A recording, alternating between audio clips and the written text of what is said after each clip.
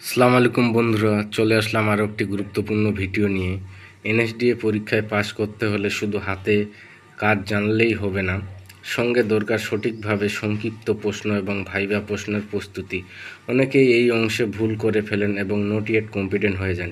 এই ভিডিওতে আমি শেয়ার করব এনএসডিএ পরীক্ষায় যেসব সংক্ষিপ্ত প্রশ্ন ও ভাইভা প্রশ্ন বরাবর আসে, সেই প্রশ্নগুলোর উত্তর সহ বিস্তারিত আলোচনা করব।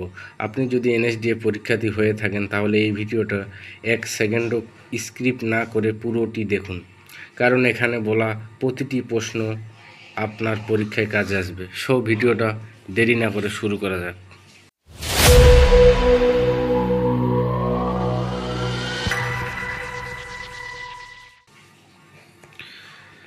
এখানে 1 নম্বর সংক্ষিপ্ত প্রশ্ন বলা আছে, কর্মক্ষেত্রে পিপি ব্যবহার করা বাধ্যতামূলক কেন?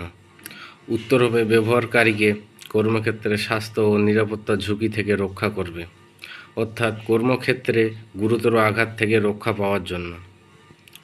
2 নম্বর প্রশ্ন, টিমে কাজ করার জন্য টিমের সদস্যদের কোন কোন বিষয় জানা উচিত? উত্তর হবে টিমে আমার ভূমিকা কী তা বুঝতে হবে।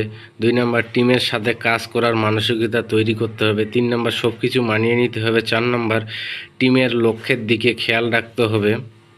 5 নম্বর, টিম সবার সাথে যোগাযোগ রাখুন।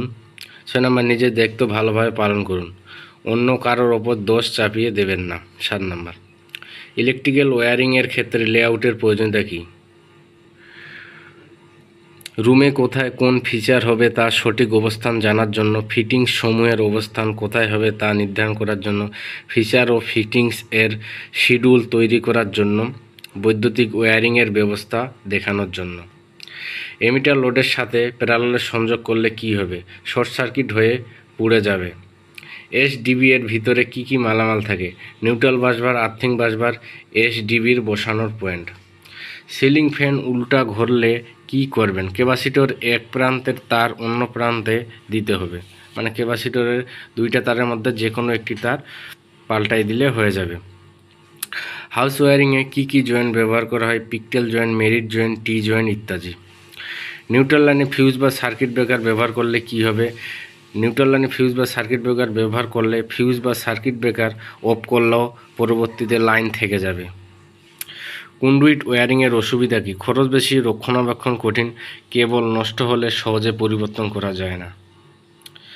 কাজ শেষে যন্ত্রপাতি পরিষ্কার পরিচ্ছন্ন না রাখলে কি হবে? মরিচা ধরবে।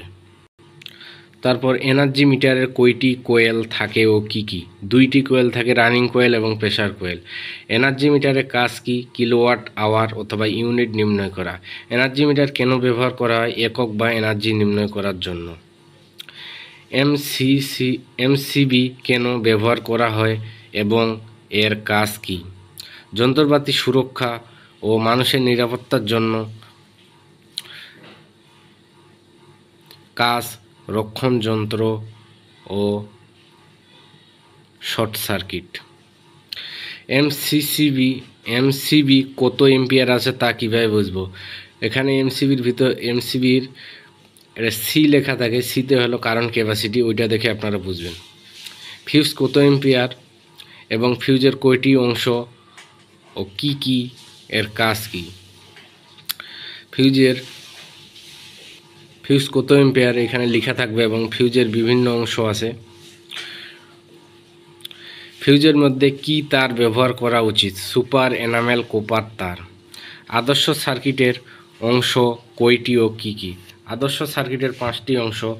1 নম্বর উৎস, 2 নম্বর রক্ষণ যন্ত্র, 3 নম্বর নিয়ন্ত্রণ যন্ত্র, 4 নম্বর লোড, 5 নম্বর পরিবাহী তার অথবা কেবল। ফ্লোরোসেন্ট ল্যাম্পের ভেতরে কি কি অংশ থাকে? আপনারা নিজেরা খুঁজে নেবেন উত্তরটা। সিলিং ফ্যান কোন কয়েলের রেজিস্ট্যান্স বেশি এবং কম? স্টার্টিং কয়েলের বেশি এবং রানিং কয়েলের কম। স্টার্টিং কয়েলের রেজিস্ট্যান্স বেশি থাকে এবং রানিং কয়েলের কম থাকে। স্টার্টিং কয়েলের বাতিটি বেশি জ্বলবে চেক করলে, এবং স্টার্টিং কয়েলের বাতিটি কম জ্বলবে চেক করলে সিরিজ ল্যাম্প দিয়ে, এবং রানিং কয়েলের বাতিটি বেশি জ্বলবে। সিলিং ফ্যানে কোন কয়েলের পেঁচ সংখ্যা বেশি এবং কম? স্ট্যান্ডিং কয়েলের পেঁচ সংখ্যা বেশি এবং রানিং কয়েলের কম। মেগারের একক কি? মেগারের একক হলো ওহম।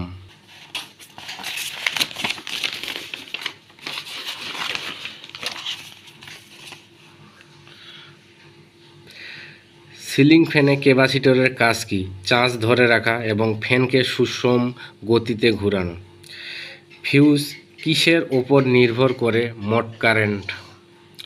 সার্কিট কাকে বলে? বিদ্যুৎ চলাচলের সম্পূর্ণ পথকে সার্কিট বলে।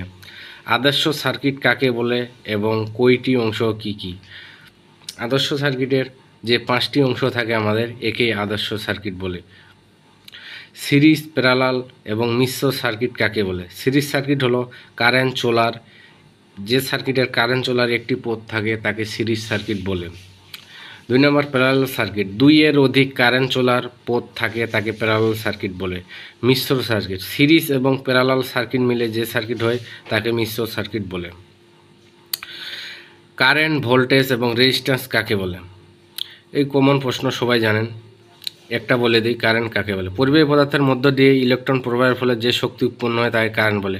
কারেন্ট এক প্রকার শক্তি যা চোখে দেখা যায় না, অনুভব করা যায়। আপনারা বলতে পারেন ইলেকট্রন প্রবাহের হারকেই কারেন্ট বলে। ভোল্টেজ হলো চাপ বা ধাক্কা। পরিবাহী পদার্থের মধ্য দিয়ে ইলেকট্রন প্রবাহের সময় যে চাপ বা ধাক্কার প্রয়োজন হয় তাকে ভোল্টেজ বলে। আর রেজিস্ট্যান্স হলো বাধা। কারেন্ট, ভোল্টেজ, রেজিস্ট্যান্সের একক কি? কারেন্টের একক এম্পিয়ার, একে আই দ্বারা প্রকাশ করা হয়। তারপর এবং ট্রান্সফরমার তেলের কাজ কি?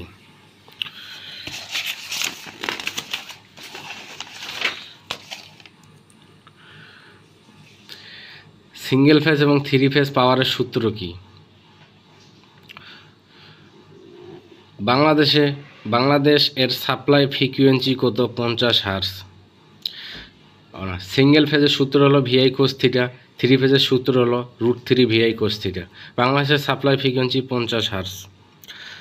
আর্থিং কি এবং আর্থিং এর মূল অংশ কয়টি ও কি কি? অনাকাঙ্ক্ষিত কারেন্টকে মাটির নিচে প্রেরণের ব্যবস্থাকে আর্থিং বলে। আর্থিং অংশ মূলত 3টি: আর্থ ইলেকট্রোড, আর্থিং লিড, আর্থ কন্টিনিউটি তার। ভোল্টেজ, কারেন্ট, রেজিস্ট্যান্সের সূত্র কি? I = V ভাগ R, R = V ভাগ I, V = I গুণন V। ওভারহেড লাইনে ব্যবহৃত ইনসুলেটরের নাম কি? Shackle insulator, guy insulator, pin insulator, suspension insulator ইত্যাদি। আর্থিং কত প্রকার ও কি কি? উপরের প্রশ্নতে বলে দিছে আর্থিং কত প্রকার। হাউস ওয়্যারিং কাকে বলে, কত প্রকার ও কি কি? আমরা সাধারণত জানি হাউস ওয়্যারিং কাকে বলে, কত প্রকার, কি কি।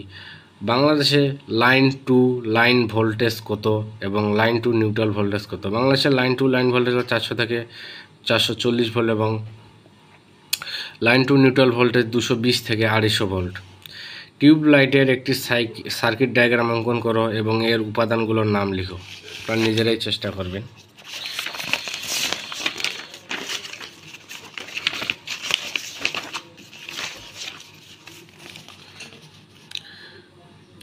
এক অশ্ব শক্তি সমান কত ওয়াট? 746 ওয়াট। জ্বালানি অনুযায়ী ইঞ্জিন কত প্রকার ও কি কি? 6 প্রকার: ডিজেল, পেট্রোল, সিএনজি ইত্যাদি। কোনো ব্যক্তি বিদ্যুৎ কর্তৃক আহত হলে কি কি ব্যবস্থা নিতে হবে? গুরুত্বপূর্ণ প্রশ্ন, আপনারা অবশ্যই দেখে নেবেন। বিভিন্ন প্রকার তারের জয়েন্টের নাম লেখো। উত্তর বলে দিছি। সলিড কন্ডাক্টরের তুলনায় মাল্টি কন্ডাক্টরের সুবিধা কি? মাল্টি কন্ডাক্টর কারেন্ট বহন ক্ষমতা বেশি, সহজে ভেঙে যায় না। আর সলিড কন্ডাক্টর একক্ষেয় বিশিষ্ট এবং মাল্টি কন্ডাক্টর বহুক্ষেয় বিশিষ্ট। ওয়্যারিং এ সেফটি কোড কি কাজে লাগে? বৈদ্যুতিক কাজ অধিকতর নিরাপদে করা যায়। আর টেস্টারের 2টি স্পাইকের নাম লিখো। Current spike, potential spike. Ceiling ফ্যানের কোয়েল কয়ভাবে বাঁধা যায়? 2 ভাবে, চেইন কোয়েল, বক্স কোয়েল। ফিউজ কোন নীতিতে কাজ করে? ম্যানুয়াল নীতিতে কাজ করে। 41 নম্বর প্রশ্ন, লোডশেডিং কাকে বলে? লোডশেডিং কাকে বলে আপনারা সবাই লিখতে পারবেন। 42 নম্বর প্রশ্ন, একটি মোটরের বিয়ারিং ভেঙে গেলে শব্দ করলে কি করতে হবে? সো বন্ধুরা, ভিডিওটা আজকে এই পর্যন্তই ছিল। কারো যদি কোনো সমস্যা থাকে অবশ্যই জানাবেন। সো সবাই ভালো থাকবেন। আল্লাহ হাফেজ। আসসালামু আলাইকুম।